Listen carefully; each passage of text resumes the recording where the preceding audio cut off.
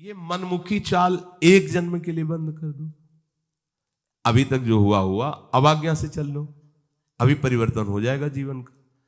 कितना मन के अनुसार चलोगे, ये बहुत कटिंग करता रहता है। सत मार्ग की कटिंग करके ये असत मार्ग को मिलाकर बैलेंस बनाए रखता है अपना मन, क्योंकि मन मर जाएगा सत मार्ग में। जे भी मन मरा चिदानंद रस में प्रवेश होगा। जीवित मन भगवदानंद का अधिकारी नहीं रहता। जीवित मन अर्थात विषय स्फुरणा वाला तो मरना नहीं चाहता, उपासक मारना भी नहीं चाहता। पर ये बात समझ लो, सब जगह अहिंसा, लेकिन इस जगह हिंसा हमें करनी ही होगी। जो सब जगह अहिंसा धर्म का पालन करते हैं वो इस यहां हिंसा करते हैं, मन को मारते हैं। सब जगह हिंसा करते हैं, जो एक जगह ये अहिंसा व्रत लिए हो कि मन को नहीं मारते, वही दुर्गति को प्राप्त। एक की हिंसा करनी होगी, मन की, मन को मारना होगा। बोले दिखाई नहीं देता, किस डंडे से मारे, काहे से मारे, जहर खा ले तो शरीर नष्ट होगा, मन में कोई फर्क नहीं पड़ेगा। एक ही डंडा है जो इसको मार सकता है, नाम। राधा राधा राधा हर समय इसके ऊपर पड़ता है, इसलिए नाम जप करना नहीं चाहता, और कुछ भी इससे करवा लो। हाँ, घंटों आप कोई भी सेवा करवा लो, राजी हो सकता है, लेकिन 1 घंटे बैठकर तदाकार वृत्ति से एक नाम को निरंतर जपो, ये राजी नहीं रहेगा, क्योंकि हर नाम उसके ऊपर प्रहार की तरह पड़ता है मन के ऊपर। एक बार इसे मारना होगा। मन मारा, प्रभु के रस का अनुभव हुआ। और ये मन मारना नहीं चाहते, जल्दी कोई नहीं मारना चाहते। देखो, एक ही चीज पा रहे हो, रोटी दाल, रोज वही रोटी दाल, थोड़ा तो कुछ मन, ये संसारियों को होता है, हम बाबा जी हैं, हमें इसे मारना है। अगर कह रहे रोज रोटी दाल, रोज ही अब बनने दो, वही पाओ, मरो। ये जो विषय स्फुरणा विषय, संकल्प विषय, मारो इसको। कभी कभी तो मन बदलने के लिए, स्पष्ट देखो शब्द, मन बदलने के लिए कभी कभी हमें मन बदलना है। मन बदले ना, यही तो साधना है। नहीं नहीं, कभी कभी मन बदलने के लिए हमें मन बदलना है, शब्द ही देखो ना। कभी कभी मन बदलने के लिए कहीं दान पुण्य तीर्थ यात्रा की भावना से नहीं, पर थोड़ा मन बदल जाए, जैसे हरिद्वार घूम आए, थोड़ा पहाड़ और ऐसे मन बदलना है। मन को हमें बदलना ही नहीं है। तुम्हें मन बदलने के लिए परेशान होना, हमें मन नहीं बदलना, हमें श्री जी वाला मन बनाना है, बस वृंदावन वाला मन बनाना है। नहीं बदलना है इसको हरिद्वार जाके। घर में आ गए तो द्वारका को जाके घर में वास कर रहे। सही बात समझो, इसको एक में लगाओगे तो परेशान कर देगा तुम्हें। एक ही प्रकार का 1 महीने भोजन रखो, घिया की सब्जी, 2 रोटी 4 रोटी। भोजन की बात याद आते ही ऐसे रोमांच होने लगेगा। घिया की सब्जी रोटी, नहीं नहीं, वो अंदर से नहीं नहीं, प्राण पोषण के लिए पाना, चलो पाओ चल के। वो बस इसी बात में रहेगा कि यहां से देखो हो गई श्रद्धा हमारी, हम भिक्षा कर लेंगे। बिहारी जी के गोसाइयों में दूध भात का वो लेगा, ये यहां तो रोज घिया रोटी। मन मारना कोई खिलवाड़ नहीं है, खिलवाड़ नहीं है।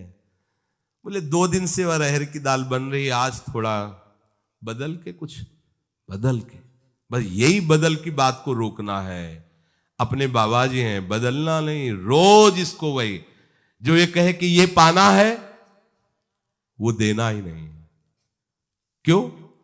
हम तुझसे बार बार प्रार्थना कर रहे हैं कि श्री जी के चरणों की चिंतन वृत्ति बना, बार बार तेरे हाथ जोड़ रहे हैं, तेरी प्रार्थना कर रहे हैं। आए मन, बहुत जन्म हो गए, तूने मुझे जो कहा मैंने किया, अब इस बार मेरी बात मान ले। श्यामाजू के चरणों, तू नहीं मानता, मैं कैसे तेरे को बदलने का अवसर दूंगा? मेरे कहने से तू नहीं बदल रहा, तो अब मैं बदलने वाला नहीं, तेरे को बदलना पड़ेगा। जिद्दी साधक, निष्ठावान साधक, मन मारिया तन बस में किन्हा, हुआ भरम सब दूर, बाहर से कुछ दिखत ना, ये अंदर चमके नूर। ये मन की विलासता प्यारे बंद करो, इससे हमारे जन्म जन्म बिगड़ते चले जा रहे हैं। बड़ा विचित्र खेल है। तो वो हर समय भजन करते करते ना, वो ऐसा लगता है डिप्रेशन में चले जाएं। तो 30-40 मिनट के लिए बड़ा फेवरेट प्रोग्राम हमारा है अमुक अमुक, वो देख लिया करें। ये जहर कितना उगल रहा है अंदर से मन, सब बात आपकी मानेंगे, थोड़ी बात हमारी मान लो बस। वो सर्च करके 30-40 मिनट प्रोग्राम देखो, 24 घंटे के लिए उसने अपनी पूरी तैयारी कर ली मन ने। अब वो तुम्हें गिराएगा 24 घंटे, बार बार सीन ला के बार बार। आप बिल्कुल इसको किसी दुश्मन को मारना हो तो पहले उसके बल को नष्ट किया जाता है। कहां कहां इसका बल है उसको नष्ट करो, कमजोर करो। तो मन का बल है विषय सेवन, इसे विषय सेवन मत कराओ, ये निर्बल हो जाएगा। निर्बल मन को भगवदानंद में लगाओ तो भगवन नाम, भगवत रूप, भगवत लीला, इस पर अधिकार करके इसे भगवत स्वरूप। इसका मर जाने का मतलब अमर हो जाना। मन की वासनात्मक वृत्ति का नाश करना ही मन की हिंसा है। और जहां वासनात्मक वृत्ति नाश हुई तहां वो अमर हो गया, वो कृष्ण रूप हो गया, वो परमानंदमय हो गया। तो श्री भगवान कहते वासुदेवा सर्वमिति स महात्मा सुदुर्लभा। जिसने सब जगह अपने आराध्य देव को देख लिया, ऐसा महात्मा दुर्लभ है। तो कहते प्रभु इतनी मंगलमयी बात आपने बताई कि मेरी शरण में हो जाए माया से तर जाएगा और सब जगह वो मेरा साक्षात्कार कर लेगा, फिर ये लोग आपकी शरण क्यों नहीं होते? तो प्रभु ने कहा कि वो जो पाप कर्म करते हैं, दुष्कृति होते हैं, मूढ़ होते हैं, वो मेरी शरण में नहीं आते। अगर वो आ जाए तो उनका भी कल्याण हो जाए। प्रभु आप इतने उदार दाता हैं, फिर सब लोग आपसे ही क्यों नहीं मांगते? अन्य देवताओं का पूजन भजन करके उनसे भी चाहते हैं। तो ऐसा कामैस्तैस्तैर्हृत ज्ञाना प्रपद्यन्ते अन्य देवताः तम तम नियममास्थाय प्रकृत्या नियता स्वया। ये जो कामनाओं से ग्रसित लोग होते हैं, इनको जहां सुनने को मिला कि इस देवता की ऐसी आराधना करने से ये कामना की पूर्ति हो जाती है, तो उनको शुद्ध ज्ञान तो होता नहीं है, शुद्ध सत्संग तो मिला नहीं है। तो अपने अपने स्वभाव के अनुसार वो उस देवी देवता की आराधना करने लगते हैं। अब भला बताओ, किसी भी आराधना में अंबा भगवती, उनके ऊपर शराब की बोतल, अत्यंत सुकुमार पशु पक्षियों को काटना, हमारी तो समझ में ही नहीं आया कि कौन सी आराधना हो रही भाई। एक बार कहते हो जगत जननी अम्बा की जय। जगत जननी की अम्मा है वो, जगत जननी है, अम्मा है वो। जितनी माता है उनकी भी अम्मा है वो, सब बच्चों की वो माँ है, चाहे वो बड़ा हो, बूढ़ा हो, जड़ हो, चैतन्य हो, जगत जननी। भला माँ अपने बच्चे का गला कटते देख करके कैसे प्रसन्न हो सकती है? मुझे तो आज तक ये बात समझ में नहीं आई कि ये लोग कैसी मूढ़ता करते हैं। परम पावन महादेव जी के अर्धांग में विराजमान भगवती भला मदिरा का भोग कैसे स्वीकार करेंगी? शराब कैसे पिएंगी? यही की बात है। हम तो ज्यादा उनसे परिचित, परिक्रमा लगाते थे तो ऐसे चामुंडा जी के इधर मिले तो उन्होंने बताया कि बाबा हम तो रोज शराब का भोग लगा के पीते हैं, चामुंडा जी को भोग लगता है, से तो कुछ नहीं। पर हमारा ये विचार रहता कि देवी जी तो भगवान महादेव जी के अर्धांग में विराजमान है, परम पवित्र देवी शक्ति, वो कैसे ऐसा? अब आप अगर वो प्रसाद पीते हो, आपको माँ का भाव आ रहा हो, दर्शन हो रहा हो, तो हमें बताओ। इसका मतलब है आप अपनी मन मानी करते हैं। शास्त्रों में तो किसी भी देवता या देवी को प्रसन्न करने के लिए जब तक आराधना कर रहे हो तब तक निर्विषय होने की बात पाई हमने, जहां जहां आराधना पाई। ऐसी आराधना तो हमने दैत्यों की भी नहीं देखी कि वो शराब पी करके कोई काम कर रहे हैं। एक ब्रह्म ऋषि की तरह उनकी जीवनचर्या हुई है जब उन्होंने कोई भी अनुष्ठान किया है। ये जो कामना से बुद्धि अपरीत हो गई है, वो लोग प्राय ऐसा कि अमुक बलि दे दो तो तुम्हारे पुत्र हो जाएगा, दूसरे के बच्चे को छीन कर तुम काट रहे हो, चाहे बकरा ही हो, मुर्गा हो, तुम्हारे बच्चा पैदा हो जाएगा। अरे वो अगर बच्चा तुम्हारे प्रारब्ध में नहीं लिखा है ना तो नहीं होगा, अगर होगा भी तो ऐसे कृत्य के कारण वो तुम्हें जीवन में कभी सुख चैन नहीं लेने देगा, कभी तुम्हारी शांति नहीं आने देगा, हर समय तुम्हें अशांत और जलना होगा। अधर्म से किया हुआ जो भी अनुष्ठान है उसका परिणाम विनाशकारी और दुखदायी होता है। भगवान कहते हैं ये ज्ञान इनका अपहरण हो चुका होता है कामना के कारण।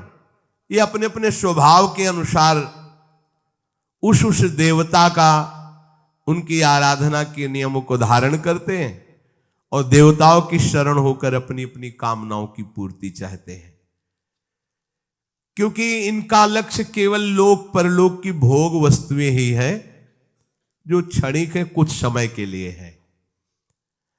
भगवत प्राप्ति करना है, विवेक जागरण करके सत्य वस्तु में स्थित होना है, ये कामना की पूर्ति वाले लोग नहीं जान पाते हैं। बढ़िया उपाय पीछे भगवान ने बताया था कि यदि आप कोई कामना भी करते हो और हमारी शरण में आ जाओ, हम इसे कामना की पूर्ति चाहो, पर भगवान की तरफ आने पर देखो एकदम ब्रेक लग जाती कि आप ऐसा ऐसा भोजन नहीं करोगे, ऐसा संग नहीं करोगे, ऐसा, ये सबको बड़ा कठिन लगता है और मनमानी आचरण भी करते रहो और देवता कामना की भी पूर्ति कर देगी, ये मार्ग सरल लगता है। धन संग्रह की कामना, भोग भोगने की कामना, ये दो बातें सबको परेशान किए हुए हैं और दो बातें एक ही जगह बहुत जोर से पूर्ण हो जाएंगी। जे ही भगवान की शरण होगे तो भगवान के चरणों में मां लक्ष्मी वास करती, धन की इच्छा नहीं रह जाएगी। देख लेना, हृदय से हो जाओ, हृदय से शरण हो जाओ और भगवान सब सुखों का हेतु है, इसलिए किसी सुख भोगने की इच्छा नहीं रहेगी। पर ये पहले सबको समझ में नहीं आती, सबको लगता है ऐसा करो, कोई विधान किए, इतना अनुष्ठान किया, इतना दान पुण्य किया और इतना मिल गया, ये अच्छा लगता है, इसीलिए देवताओं की तरफ ज्यादा भागना होता है। श्री भगवान कह रहे हैं स्वभावो मूर्धनि वर्तते, ये स्वभाव के कारण ही ऐसा करते हैं। अच्छा, कोई भी देवता ना स्वयं मोक्ष को प्राप्त है, ना तुम्हें मुक्त कर सकता है।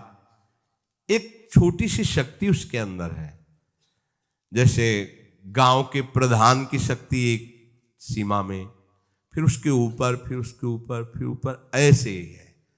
ये सब छोटी छोटी शक्तियां सब भगवान ने ही दी है, लेकिन वास्तविक कामना की पूर्ति तो केवल श्री हरि से होगी, दूसरे से नहीं होगी।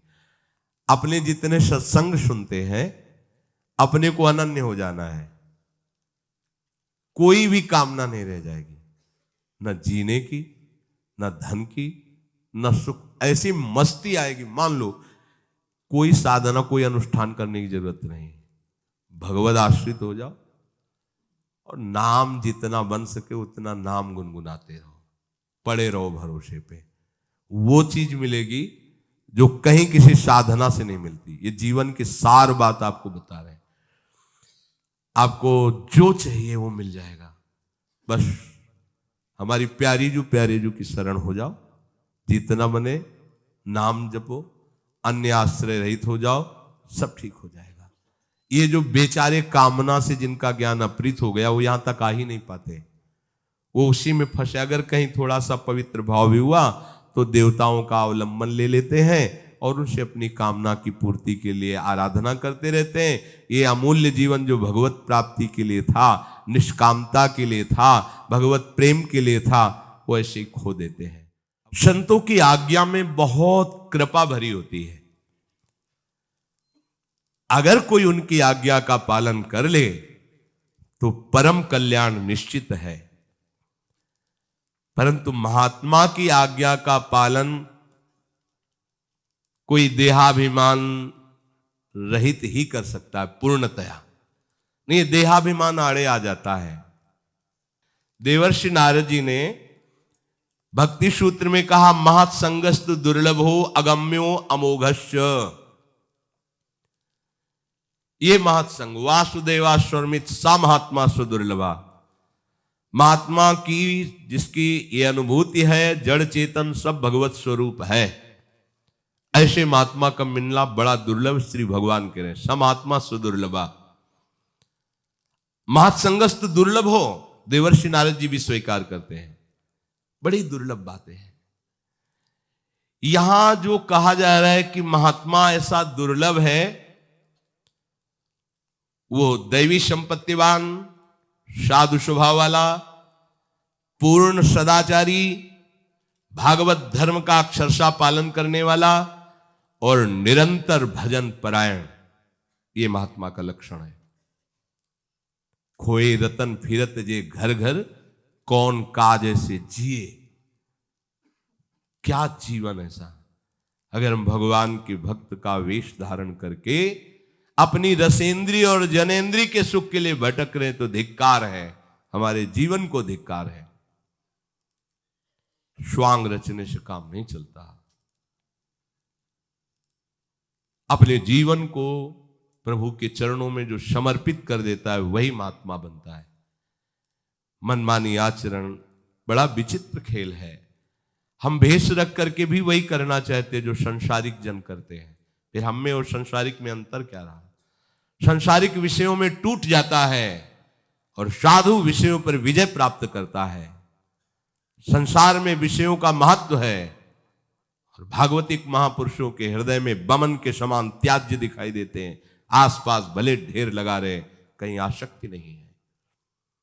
उनकी आसक्ति प्रभु के नाम में है, प्रभु के रूप में, प्रभु के लीला में, प्रभु के धाम में है।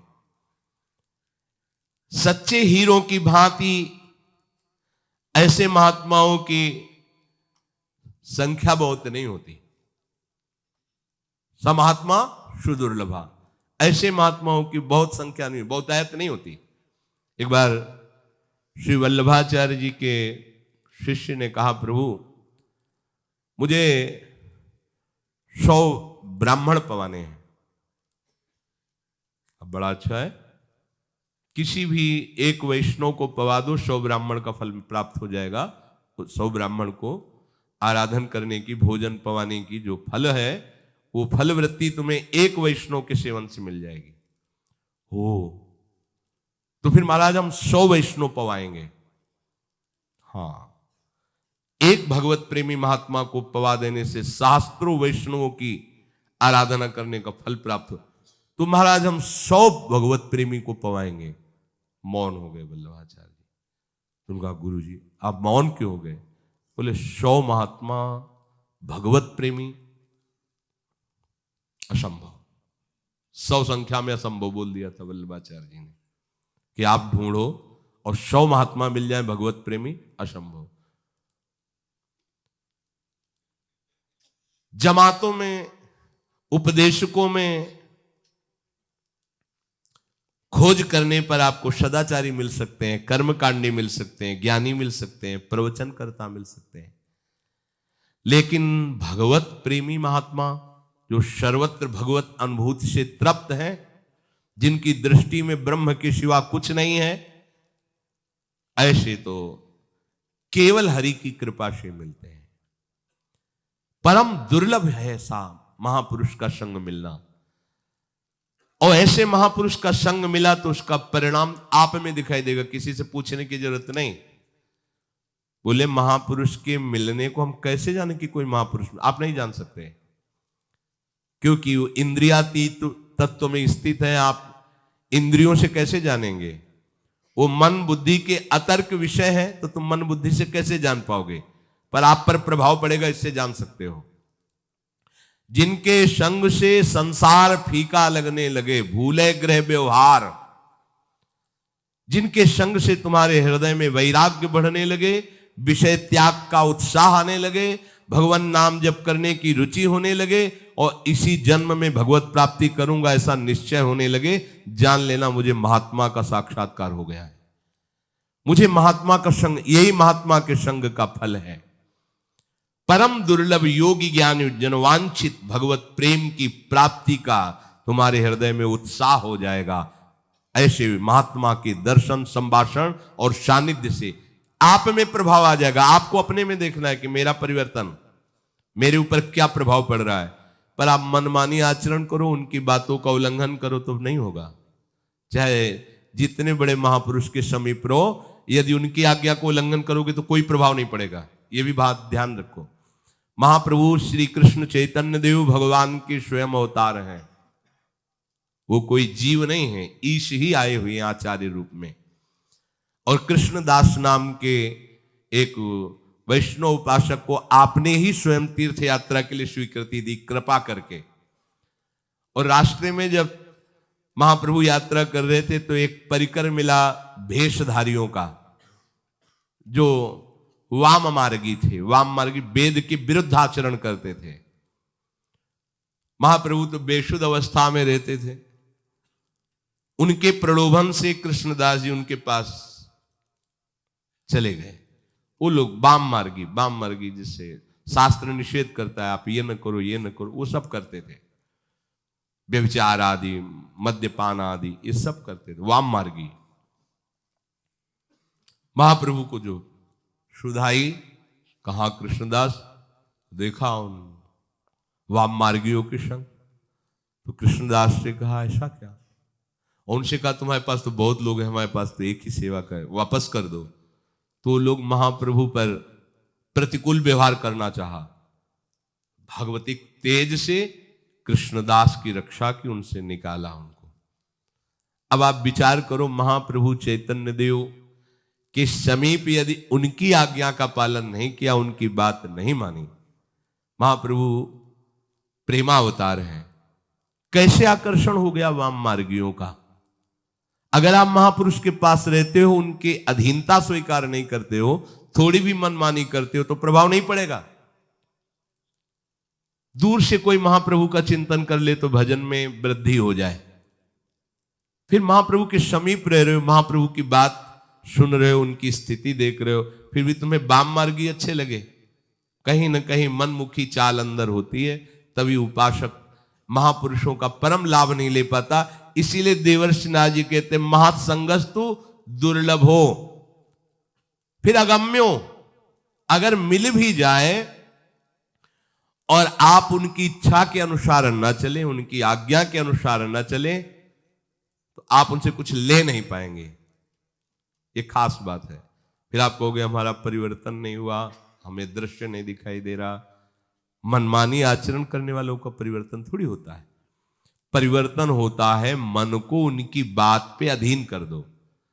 महापुरुषों को अपने शरीर से भी ज्यादा प्यारा सिद्धांत होता है, ध्यान रखना। आप उनके शरीर को खूब दुलार करें, उनके सिद्धांत को रौंद दें, बिल्कुल कहीं किंचन मात्र आपको लाभ नहीं मिलेगा। आप उनके सिद्धांत पर डटे रहिए, उनकी आज्ञा का पालन कीजिए, जीत जाएंगे, माया पर विजय प्राप्त कर लेंगे। गुरुजन कोई देहाभिमानी थोड़ी होते हैं महापुरुष जन कि तुम उनके देह को अच्छा कपड़ा दे दिया, भोजन दे दिया तो राजी हो जाएंगे। वो शरीर में ही नहीं है, तुम्हें पता नहीं। उनका सिद्धांत ही उनका जीवन है, उनका प्राण है। महापुरुषों के सिद्धांत पर कोई बिरला ही चल पाता है। नहीं, मनमानी आचरण के बिना वो मनुष्य जीने नहीं देगा। वो मन चाहता है मेरे अनुसार करो, बहुत जन्म से करवाता रहा है, इसीलिए त्रुटि हो जाती है। उपासक को चाहिए भगवत कृपा से जब ऐसे यदि संतों का संग मिल जाए तो अपने जीवन को उनकी आज्ञा के अनुसार बनाना चाहिए।